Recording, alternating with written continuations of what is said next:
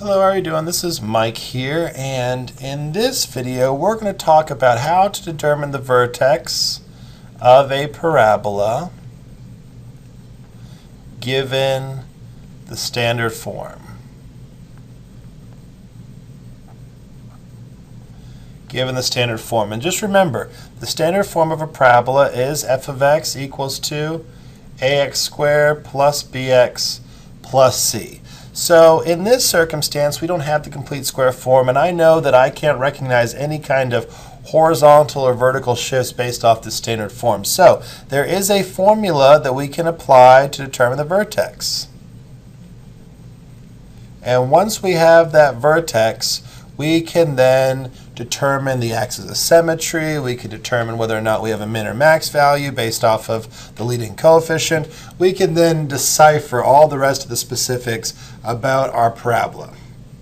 The formula for the vertex will be negative b all over 2a, 2a, and the functional value of negative b all over 2a. And this will be our point for the formula of the vertex given the standard form of an equation. So let's go ahead and see if we can apply this at this example. So let us go ahead in this example, and we are going to determine the vertex, axis of symmetry, and the max or min, and that value of f of x equals to, let's say we have x squared plus 8x plus 3. So x squared plus 8x plus 3. So the first thing we want to recognize is that notice I have that positive leading coefficient, positive one leading coefficient.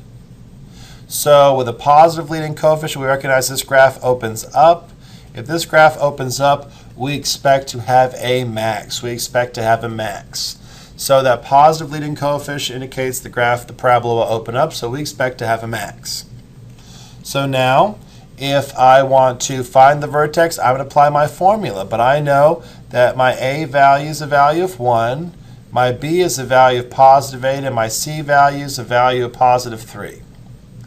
Plugging into my formula, this will be my x coordinate, this will be my y coordinate. So I will have negative b all over 2a, which equals to negative b, which is positive 8, all over 2 times 1, which gives me 2 in the denominator. So I get negative 8 all over 2, which is a value of negative 4. Negative 4.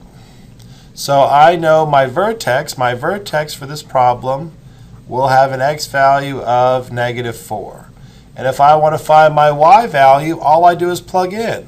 So I have to find f of negative 4, which gives me negative 4 squared plus 8 times negative 4 plus 3, which gives me positive 16 minus 32 plus 3. 16 minus 32 is negative 16, plus 3 is negative 13. So my vertex will exist at the point negative 4 comma negative 13. So if I want to determine the rest of my values, I like to go ahead and just draw a little graph and give myself an idea of what we have. So here I will have a vertex at negative 4 comma negative 13. So I'm going to go back 4 spaces, and I believe that's 13, so we go down 13. This graph opens up because he's got a positive leading coefficient. So that's going to be negative 4 comma negative 13.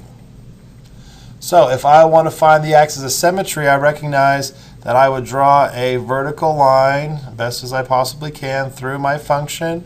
And I recognize the equation for this vertical line is x equals to negative 4. So my axis of symmetry is x equals to negative 4. the rest of this. So we have the vertex, we have the vertex, we have the vertex, we have the axis of symmetry, we have the min, the max, and now we have to find the value. And the value of our oh my goodness, I said this wrong. So I'm glad I drew a picture, because I said that we had a max. I drew the picture up here, but actually we don't have a max, we have a min. So I have to stand corrected. I apologize about that. We do not have a max value, we have a min value. We have a min value. And the value of the min is the y-coordinate of the vertex. So the value of the min is going to be -13. So the value equals to -13. So that's a great lesson to be learned, because it definitely helps to do a running graph, a graph that I continuously work upon to keep evaluating, to make sure that all of my answers make sense, because it is very easy to make a little slight error, a slight little error, but you want to make sure to try to prevent yourself from missing it in a checks and balances system. So working through these graphs continuously will help prevent those errors from occurring.